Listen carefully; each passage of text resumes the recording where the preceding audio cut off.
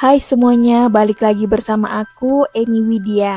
Jadi hari ini aku akan membahas salah satu series yang berasal dari negara Thailand. Series ini menceritakan tentang seorang remaja pria bernama Tike. Meskipun berasal dari keluarga yang berada, Tike memiliki kebiasaan mencuri sampai-sampai dikeluarkan dari sekolah. Kira-kira orang seperti ini motifnya apa ya? Akibat kebiasaan buruknya itu, Tike sering berpindah-pindah sekolah, tapi saat di sekolah baru pun kebiasaannya tidak berubah, bahkan jauh lebih parah. Kalian semua pasti sudah penasaran kan? Tapi sebelum kita lanjut, biar aku semakin semangat, jangan lupa di like, komen, dan subscribe. Tenang aja ya guys, semuanya gratis kok. Tidak pakai lama, yuk kita masuk ke alur cerita filmnya.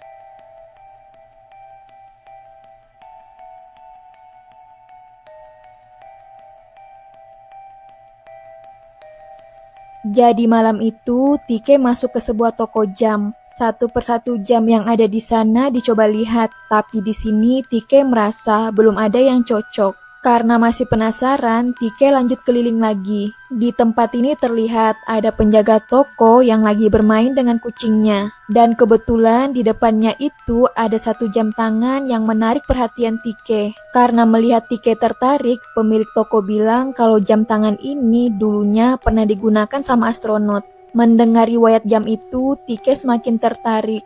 Meskipun tertarik, jam tangan itu tidak dibeli. Tapi karena kebiasaan buruknya, jam tangan yang dia suka tadi sudah terpakai di tangannya. Dan yang lebih mengejutkan lagi, secara kebetulan Tike melihat kucing pemilik toko tadi yang ternyata telah dicuri sama wanita ini. Perilaku mereka jangan diikuti ya guys. Karena aksinya ketahuan, dia dikeluarkan dari sekolah. Dan untuk kesekian kalinya, Tike berpindah sekolah. Di hari pertamanya masuk, asisten ayahnya yang mengantar. Tapi setelah mengobrol cukup lama, kepala sekolah malah menolak. Dia bilang kalau murid bermasalah tidak bisa diterima di sekolah ini. Tidak kehabisan akal, asisten ayahnya langsung menyogok dengan uang. Karena memang dasarnya matre, setelah ditawarkan uang 1 koper, Tike langsung diterima. Yang akhirnya dia diperbolehkan masuk. Tapi belum sempat masuk ke kelas, pulpen kepala sekolah pun sudah dicuri. Tidak kapok-kapok ya guys.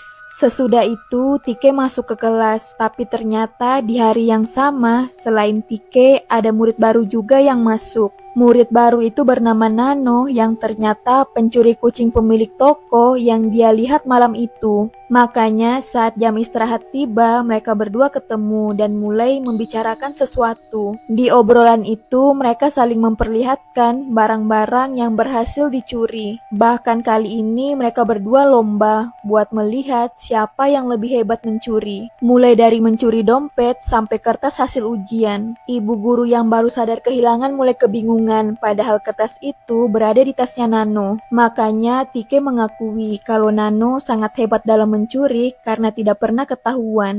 Tidak puas sampai di situ, malam harinya pun mereka mencuri, bahkan sampai dikejar-kejar seperti ini. Tapi namanya sudah kebiasaan, mereka berhasil sembunyi. Karena merasa berhasil, mereka berdua sangat senang. Makanya semenjak hari ini, Tike dan Nano resmi menjadi sahabat. Pokoknya setiap hari yang direncanakan apa saja yang bakalan dicuri. Sampai akhirnya mereka memutuskan untuk mencuri lukisan sekolah. Bahkan Nano sudah mengetahui letak CCTV ada di mana saja. Jadinya dia bisa masuk di tempat-tempat yang tidak tertangkap oleh CCTV. Setelah merasa aman, akhirnya mereka berdua berhasil masuk dan sekarang lukisan itu sudah berada di tangannya. Tapi tidak lama setelah itu, pihak sekolah mengetahui kalau lukisan mereka ada yang hilang. Makanya setiap guru wajib memeriksa semua tas para murid. Satu persatu tas murid mulai diperiksa, tapi sampai saat ini belum ditemukan. Sampai akhirnya sekarang giliran Tike. Tapi pas membuka tasnya, ibu guru tidak menemukan. Dan sekarang giliran Nano. Tapi sama dengan murid lainnya, di dalam tasnya pun tidak ditemukan apa-apa. Malahan gurunya dikagetkan dengan mengeluarkan sebuah balon. Selain suka mencuri, Nano juga jahil ya guys. Kenapa lukisan itu tidak ketemu? Karena ternyata disimpannya di tempat ini.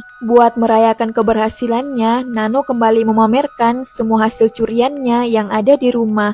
Mulai dari kamera sampai kucing pun ada. Setelah dari rumah Nano, sekarang giliran rumahnya Tike. Ternyata di rumah Tike juga banyak barang curian. Di sini Tike bercerita kalau di rumah ini dia merasa kesepian. Itu semua karena ayahnya yang sibuk bekerja dan sehari-harinya dia hanya sendiri. Makanya meskipun berada, awalnya dia mencuri hanya untuk kesenangan, tapi lama-kelamaan malah jadi kebiasaan. Tike juga bilang dia berterima kasih sama Nano karena Nano sudah mau menjadi temannya. Ternyata selama ini Tike tidak memiliki teman. Mendengar curhatan itu, Nano terlihat sedih dan dia berjanji kalau suatu hari nanti Tike bertemu ayahnya. Keesokan harinya, seperti biasa, mereka punya rencana besar. Karena mengetahui kepala sekolah mendapat banyak uang sogokan, mereka berencana mencuri uang itu yang disimpan di dalam pintu rahasia. Bahkan Nano sudah mengetahui posisi uangnya ada di mana. Sampai-sampai Nano membeli buku cara membobol sebuah berangkas. Tapi tidak seperti biasa, rencana kali ini membuat Tike ketakutan. Karena merasa rencana ini terlalu beresiko dan ingin membatalkan. Mendengar ucapan Tike, Nano malah marah dan pergi meninggalkan. Karena takut kehilangan teman, Tike membujuk Nano. Lalu Tike menjelaskan alasannya kenapa takut dengan rencana ini. Dia takut kalau misalnya ketahuan, Nano jadi bermasalah. Karena sepertinya Tike memiliki rasa kepada Nano melebihi dari teman. Meskipun sudah mendengar alasannya, Nano tidak berubah pikiran. Yang akhirnya karena sikap Nano seperti itu, Tike mau melakukan. Bahkan saking khawatirnya, dia bilang kalau nantinya rencana mereka gagal, Tike tidak bakalan melibatkan Nano. Pokoknya Tike takut kalau Nano bermasalah. Sampai akhirnya malam ini pun tiba. Kepala sekolah mulai meninggalkan ruangannya dan di tempat ini tidak terlihat satu orang pun. Setelah kepala sekolah pergi, Tike mulai muncul. Lalu di tempat lain sudah ada Nano yang mengawasi. Setelah mendengar arahan dari Nano, Tike mulai menjalankan aksinya. Setelah beberapa lama, Tike berhasil masuk dan akhirnya berangkas itu ketemu. Setelah ketemu, kodenya dicoba buka dan akhirnya berhasil juga. Tidak mau membuang-buang waktu, semuanya diambil. Tapi tiba-tiba saja lampu di ruangan ini menyala karena ternyata rencananya ketahuan. Dan di ruangan ini sudah banyak orang berkumpul. Orang-orang itu mulai emosi, tapi berhubung kepala sekolah mau berbicara empat mata, yang lainnya disuruh keluar. Makanya setelah pergi, di ruangan ini hanya ada mereka berdua. Untuk kesekian kalinya, kepala sekolah bilang biar Tike tidak dilaporkan, dia meminta agar ayahnya memberi sejumlah uang. Tapi Tike menolak karena tidak mau kalau uang ayahnya terus-terusan diperas. Bahkan dia mengancam balik bakalan melaporkan kepala sekolah. Dan tiba-tiba saat mereka lagi ngobrol, Nano datang. Karena sebenarnya Tike dijebak, yang melaporkan kejadian ini sampai ketahuan adalah Nano. Mengetahui itu, Tike tidak percaya kalau orang yang sudah dia anggap teman bisa melakukan ini. Yang akhirnya karena perbuatannya, dia harus masuk penjara dan menjalankan hukumannya. Setelah hukumannya selesai, hari ini dia bisa bebas dan tidak disangka-sangka yang datang menjemput adalah ayahnya. Padahal selama ini yang dia tahu kalau ayahnya selalu sibuk. Walaupun awalnya dia marah dengan ayahnya, tapi Tike tidak bisa membohongi perasaannya kalau dia sangat rindu dengan ayahnya. Semoga saja dengan hukuman ini Tike bisa sadar ya guys. Tidak hanya ketemu ayahnya, setelah bebas dia bertemu Nano.